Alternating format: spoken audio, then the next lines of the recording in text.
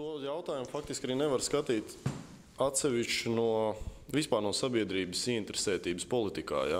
Un arī no tā jautājuma, kā sabiedrība uztver politiku. Teiksim. Mums ir faktiski Latvijā viena no zemākiem reitingiem, kad tauta uzticās parlamentam un tauta uzticās arī izpildvarai.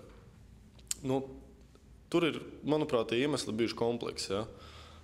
Gan politiķi ir kļūdījušies, gan droši vien žurnālisti, viņiem labāk patīk uztaisīt skandālu nekā kaut ko atspoguļot, kaut ko patīkamu.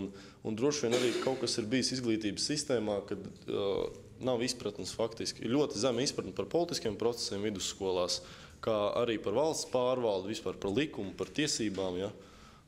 Vienkārši mēs, kad ir semestrs skolās, ejam pie vidusskolniekiem, aicinām skolas, lūk, mēs varam ierasties, mēs jums izstāstīsim par politiku, par izpildvaru, par lēmējvaru, par mūsu organizāciju, bet mēs nesakam, ja, jo tur uzreiz ir negatīva atsauce. Nevajag nenāciet mums te aģitēt, ja mēs jau tāpat visu zinām, mēram un tā. Lūk, un tad mēs tur dodamies un secinām to, ka viens zina pa politiku, ja, parasti tur auditorija 20-40 cilvēku runā maksimums 4-5, ja? Un tad viņiem ir diezgan sveši gan kā ievēl parlamentu, kā izveido koalīciju, kā sadalās, kā ministra portfeļi tiek sadalīti, kā partijas īsteno to programmu. Ja?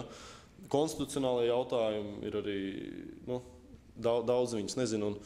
Un es personīgi uzskatu, ka skolās faktiski bez mazai vajadzētu izveidot atsevišķu programmu, kas ir valsts pārvalde, valsts iekārta un arī pamattiesības.